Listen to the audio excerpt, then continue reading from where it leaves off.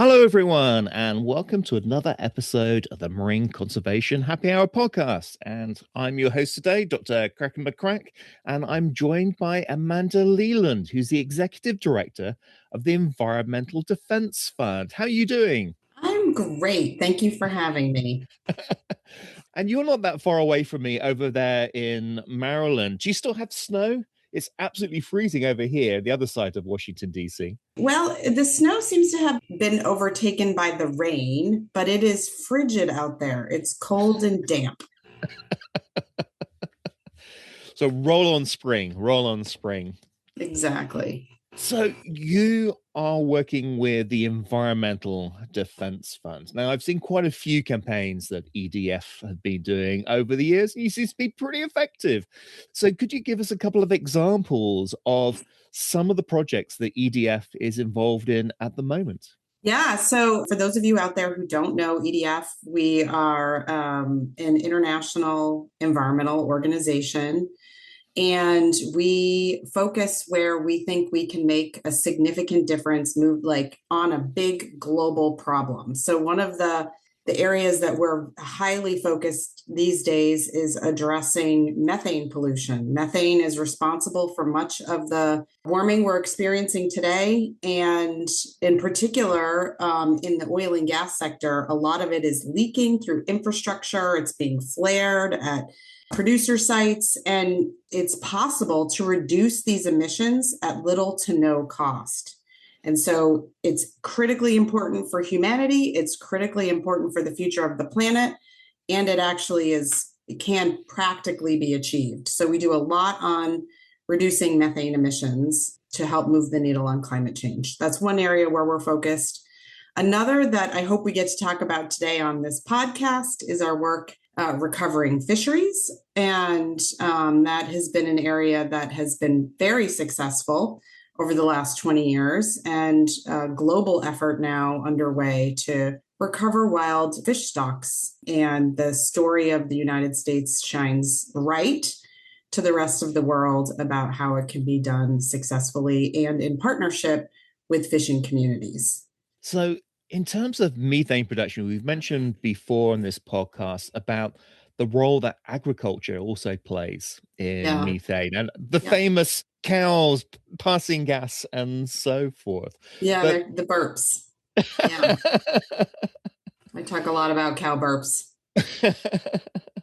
So that seems to be quite a major issue in terms of climate change in general, that changing patterns of agriculture and how we consume things could play a really big role in reducing methane emissions. Yeah, so you're exactly right. If you're like me, you like to go to the data and see where the source of the emissions are. And agriculture is actually a bigger contributor of methane emissions globally than the oil and gas sector. But the oil and gas sector is highly concentrated, and it's a solvable problem just by closing these leaks and stopping the flaring and like their practical, pragmatic interventions. The agricultural sector, there's different kinds of methane emissions. There's waste, so you can think about manure and all of the methane emissions that come from manure. And you can think about the cow's burps, and both matter a lot. And there are practical ways to address both of those problems. And EDF works, for example, in India. And in India, which has a vegetarian-based diet, dairy is a main source of protein, milk in particular. And we're working with farmers in India, and the majority of whom are women, and often have 1 or 3 or 5 cows. These are super small scale, producing for their families. And if the cow is fed higher quality forage and has improved husbandry, you take it out of the heat so it's less stressed. For example, if you just put a little cover over where they hang out, if you stress the cow less, it produces less methane emissions, and the quality of the milk goes up and the quantity of the milk goes up. So it's this triple win opportunity that is on the table for places like India. In the US or New Zealand, where the dairy industry is very advanced, these animals are like very finely tuned. there's the potential for new kinds of solutions to help reduce methane emissions from dairy in those places. And there's a lot of technical advancement happening in feed additives that you can add to feed to reduce methane emissions, one of which is a seaweed-based product, or some of which are seaweed-based. And then there's also on the horizon the hope for vaccines to make a real difference. So there's a lot of innovation going on in the field to address the cowberg methane problem. And then on the issue of manure, if you really want to get down into the fun talk, it isn't just the burps, it's the other things too.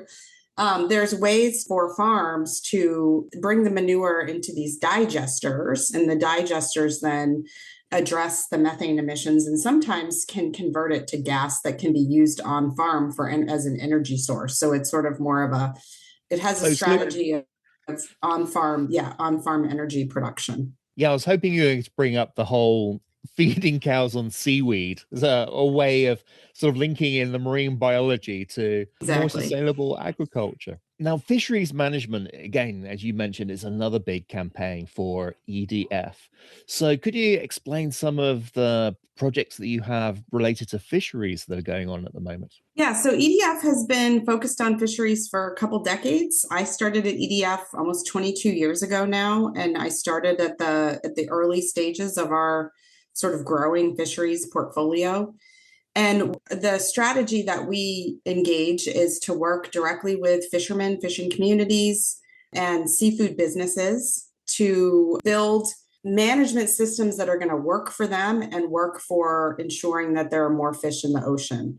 And that has resulted in the United States. I don't know if you're tracking on what NOAA says about sustainable fisheries these days, but over 90% of the fish stocks that are federally managed are viewed as sustainable by NOAA.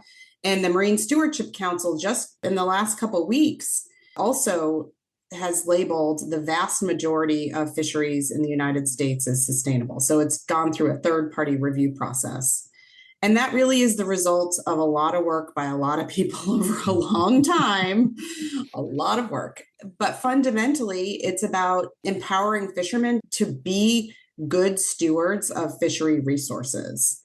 And in particular, the strategy of catch shares, which is a science-based strategy for management in which fishermen have a privilege that they're able to catch a certain percentage share of the fish each year. And that by having certainty about how much they can catch, they're much more incentivized to protect more in the water so that they can catch more tomorrow. And they're much more incentivized to work together and to have transparency in the science and in the monitoring of the fishery itself. So that's kind of the theory that EDF has been developing over many years and built, like lots of other organizations too, not just us. And it's happening around the world. It isn't just in the United States. It's happening in places like Belize and Indonesia and Japan, for example. So with the catch shares, is the idea that we don't have the infamous tragedy of the commons where it's in decline, so I need to get as much as possible, make as much money as possible before it goes extinct? Yes, I will always join up for any podcast in which somebody mentions the tragedy of the commons, because this is my people. Like, you are my people. Yeah. So exactly, that's right. Fundamentally, this helps ensure that there's a stewardship incentive in place, and the tragedy of the commons incentivizes fishermen to go catch the last one. If you go back and, the way back time machine to my early days as a marine biology graduate student in Maine, I was working directly with fishermen. They were actually on my research team. And I was looking at a fishery that had collapsed, the sea urchin fishery, those small, tiny, spiky echinoderms. And it was a collapsed fishery. And the fishermen were hoping that we could recover wild populations by basically reseeding them into areas they used to be in. The result of that research is a whole other conversation, but what I heard over and over again from my fishermen and women, they were both working with me, who were on the research project, is they would say to me, if I don't take the last one, someone else will. Yeah. I was a hopeful marine biology grad student wanting to make a difference in the world. And I was seeing fishery after fishery and talking to fisher folk after fisher folk, and they were saying the same thing. And it was like a complete collapse was playing out before my very eyes. And I thought, how desperate and terrible to be in a situation where you have to say, if I don't take the last one, someone else will. Like there's no future in that except down. So that's what led me to actually move from science into science policy advocacy and really wanting to focus on solutions that would make a difference. I'm going to ask you a question about how you got to where you are now in a moment. But in terms of fisheries, you're talking about the number of fisheries that are sustainable or classed as sustainable. Now, there has been some controversy about some of the labeling schemes not necessarily being terribly accurate. And I guess people have had started losing confidence in some of the schemes. So what's been done to sort of improve the rigor of those? So if you see something as being labeled seafood safe or sustainable, how do we know it is really, really sustainable?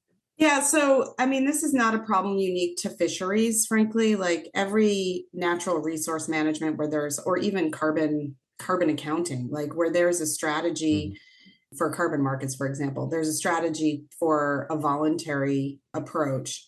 There's going to be differences of opinion about which are the highest integrity and which you can believe the most. In the fisheries world, EDF is not focused as much on trying to reconcile every labeling scheme. We early on, we had our own seafood selector card, which we were handing out to people of here's where you should buy, here's the fish you should buy. Mm-hmm. We have long partnered with the Monterey Bay Aquarium on their seafood selector.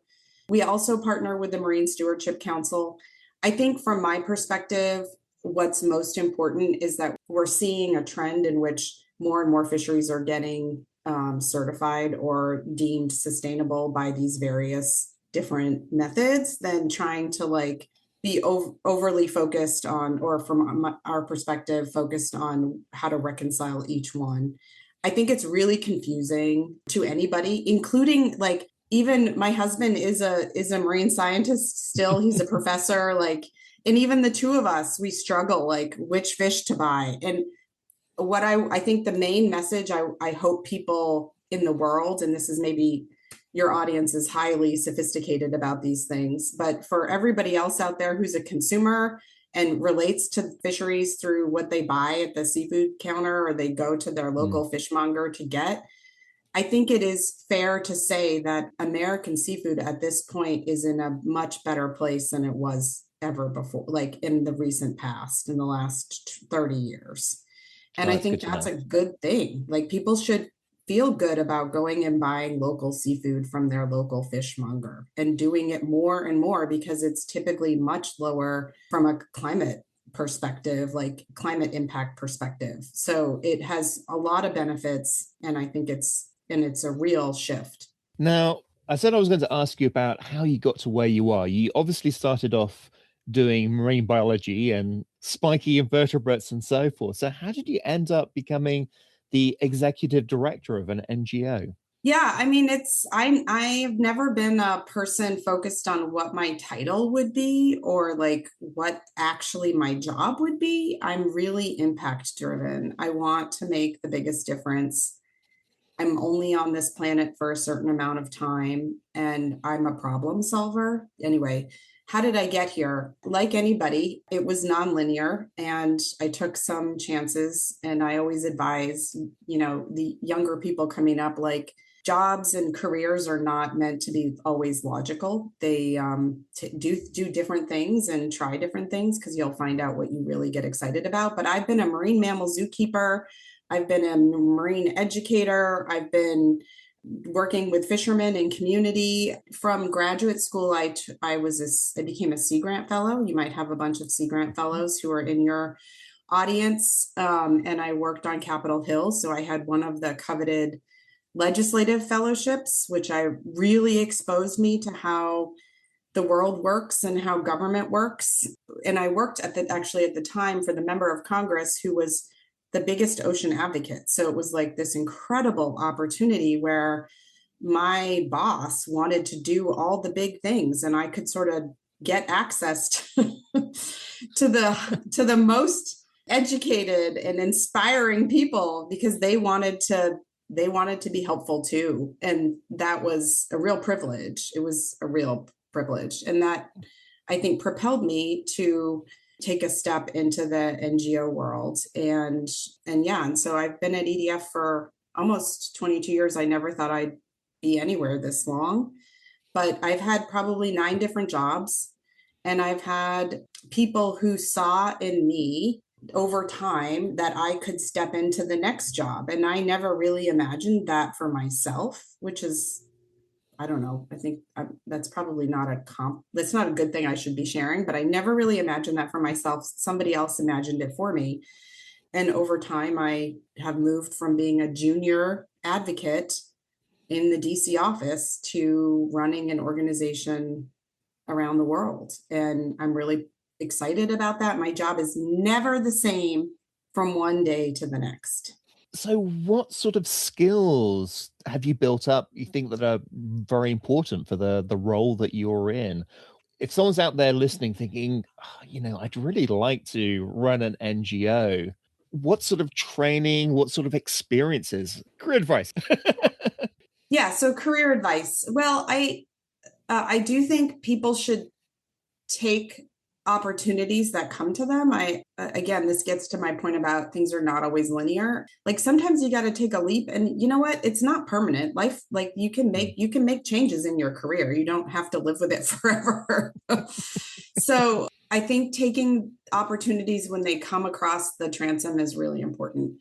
I think communications and connecting with people is incredibly important and not something you get taught well in school. And being able to distill complex problems down to simple, understandable approaches and solutions is really important. And I don't think this is necessarily specific to an advocacy role or working for an NGO like EDF. I think being able to bring people along is a life skill. And in any job, you need that. You need buy-in. You need people to get behind your idea. You need people to want to help you get your idea done. And being able to motivate people into action is really important and isn't about title. It's about leadership and inspiration and helping people see that the future can be better. I often say to people at EDF, give me a picture about what the world looks like in 10 years when we've been successful. And I think that creates hope, it creates optimism, it creates a pathway by which people can believe that the future can actually be better. And in today's world, we need a hell of a lot more of that, is like leaning in where we can make a real difference. So those aren't like skills I'm not a person who learns through coursework. I'm a person who learns by doing. My training is on the job. But I also think that it is in a world where you could spend a decade of your life in postgraduate school. That's not always needed. And getting out into the job market can actually be a real asset because you do learn by doing. You don't only learn by studying. So I don't know if that's helpful, but I definitely agree. I have learned so much through jumping through various different fellowships and so forth about how the world really works, as opposed to how a textbook tells you it works, or some professor who's been in university for 40 years. 100%. Like and the world is changing so fast. Oh, absolutely. What you learn now is going to be you've got to learn it all over again next year. Last few years, prime example. What worked 3 or 4 years ago just doesn't work at all anymore. And you have to think a completely different strategy. Absolutely. Yeah. So talking about careers, does EDF have an internship program or something similar? Or if people were interested in getting involved with EDF, how do they find you? Yeah, absolutely. So edf.org/interns and edf.org/jobs. If you want to see what's available, we do summer internships, but we also do some through the rest of the year that primarily they're in the summer. And we have a very active jobs page. So EDF is hiring. It changes all the time. So if you bookmark the jobs page, you'll then go back to it frequently. You'll see what's available. Yeah, I have to admit, I've applied for a couple of EDF jobs over the years. Oh, have you? I will say our hiring process is still, a work in progress in that the market can swing pretty considerably. Like we can post one job and get so many applicants, we don't really know what to do with them all. And then we can post another job and get like a handful of applicants. So it swings wildly. And we also are a really collaborative organization. So the hiring process itself can be longer than people might prefer because we like to get a lot of input and buy-in from our colleagues when we're hiring individuals, because we do take seriously that when someone comes to EDF, they may end up staying there like almost 22 years like me, right? So we do take that seriously. Yeah. And actually, in terms of applying for things, we know a lot of our listeners are students, and the way you apply for an academic position is very different to the way you might apply for an NGO position. So, what are you kind of looking for when someone applies? What are the green flags? That's a good question. I would say experience does matter. So being able to say that you have done some version of the job that we're asked that you're applying for is important. I think the presentation of the material is important too. Like, is it concise? Is it clear? I personally don't take seriously like when I get a CV, like and it's 10 pages with every publication somebody has ever done, because that's a sign to me that that person isn't really in a different field. In my world, this is a statement that is meant to be a little jarring, but I tell people, like, if you can't summarize it in one page, like I can't learn it, right? Because it's just too much information. So really be selective, I think, in how the information is presented and what information is presented for the specific job you're trying to get. And I don't know about all the AI tools. Like I can't really speak to any of that. And that whole scene is changing so quickly too. But clarity is important. And really drilling into what the expectations of the job are. That's really, really useful to know, because certainly when I first started applying for jobs, I was just sending off my academic resume, 60 pages, and I was not getting anything back until someone said, yeah, your CV is awful. Cut it down to a couple of pages at the most. Yeah, that's right. I think that's exactly right. And I think the other thing is when you write a letter, when often you send a letter with your resume, make the letter speak directly to the role and speak directly to your passion. Like I'm not going to hire somebody to EDF who isn't passionate about working for an organization like EDF. We need people who are IT specialists. I want to know why the IT specialist wants to work for EDF. Like, what is the motivation for them?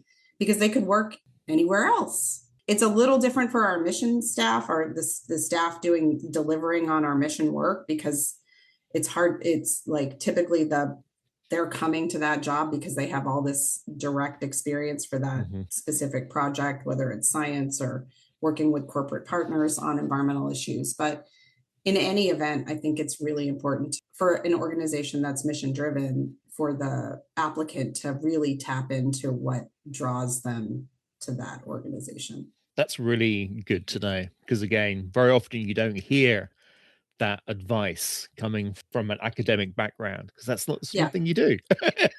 Yeah, I mean, we're values driven. We are mission driven and values driven. And it's all on our website. So, you can engage with it directly. And talking about the website, could you give us the website link, please? And any other resources people might be interested in? Yeah, edf.org, pretty straightforward. And can I promote my book too? Oh, absolutely. So this book, it's called Sea Change, Unlikely Allies, and a Success Story of Oceanic Proportions. And this is, if you want to feel hopeful in this world and you want to really get into the fun bits of fisheries and fishing, this story is for you. And even people who aren't into fisheries and fishing love this story. So I co-wrote this with my colleague, Jamie Workman, and we published it in the fall. And it's getting great reviews. And it was featured in USA Today. And it was featured in Manga Bay. I don't know if your listeners know Manga Bay News. Yeah, so Manga Bay put it up as one of the 10 conservation books of 2025. Oh, fabulous. Yeah, and it's the true story of fishermen and advocates like us at EDF and others, leaders like Jane Lubchenco, who was the head of NOAA. He's a fabulous person. Yes. Been in many, many meetings with Jane and conferences and committees. Exactly. So I'm a big Jane fan. Anyway, she's in the story because she was the head of NOAA. It's about how U.S. fisheries, the fisherman-led transformation that happened in U.S. fisheries. And the main character is a fisherman named Buddy Gwindon, who lives in Galveston, Texas. And he is the most unlikely conservation champion you might ever meet. And the story follows his life and the history of fisheries policy and management in the United States. Fabulous. And it's called Sea Change. You can order it anywhere that books are sold. You can buy it on Amazon. You can go to your local bookstore. And if you go to edf.org/sea change, you can get access to a link to buy it there. Well, we don't sell it directly, but through the publisher. Excellent. And one final question. So what do you think is the big issue of the future that EDF is going to be working on? What's the thing coming over the horizon? There are so many. I mean, I like to say that people like me should be working ourselves out of a job because that's what fixing problems is about. But the unfortunate reality is that we have more job security than before because the problems continue to mount in size and complexity. And we have more and more opportunity to solve problems. So what is one thing coming over that? So climate change is the focus of our organization through both addressing climate pollution as well as adaptation and resilience so that people and nature and ecosystems can thrive even in a changing climate. We don't have to assume it's all going to be bad. We can actually plan and help ensure that it's going to be good and better. We actually have that agency right now before it gets much worse. I think in terms of where we're going next, we will continue to do the work that's needed on methane, on energy transition. I didn't even talk about that. Like the US in particular needs to lean in on the energy transition and ensuring that the electricity system itself is durable and providing affordable electrons that everybody can use in their homes and their businesses, and that it's resilient even through storms. And there's a huge opportunity there and need. And that's going to take a decade to happen. So I don't know if you're thinking about in that time frame.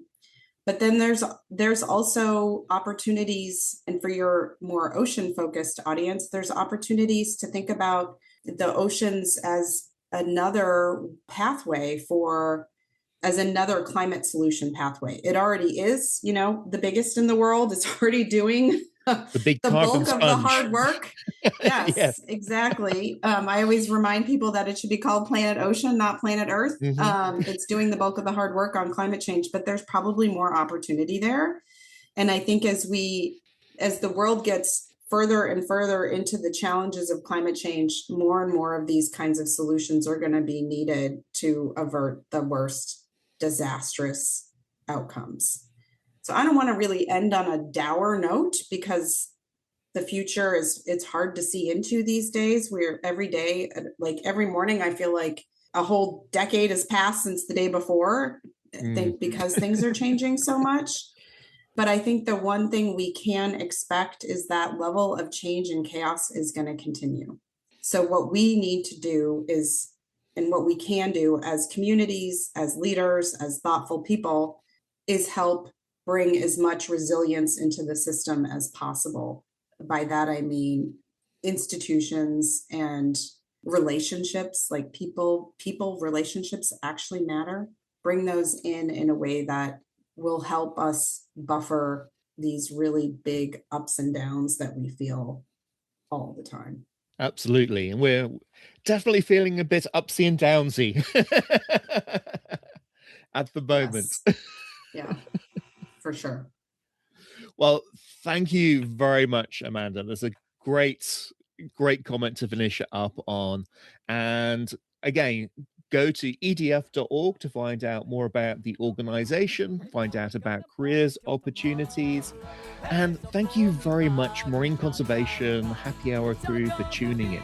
Hey, Marine Conservation Happy Hour crew, don't forget to hit subscribe and follow us for future episodes.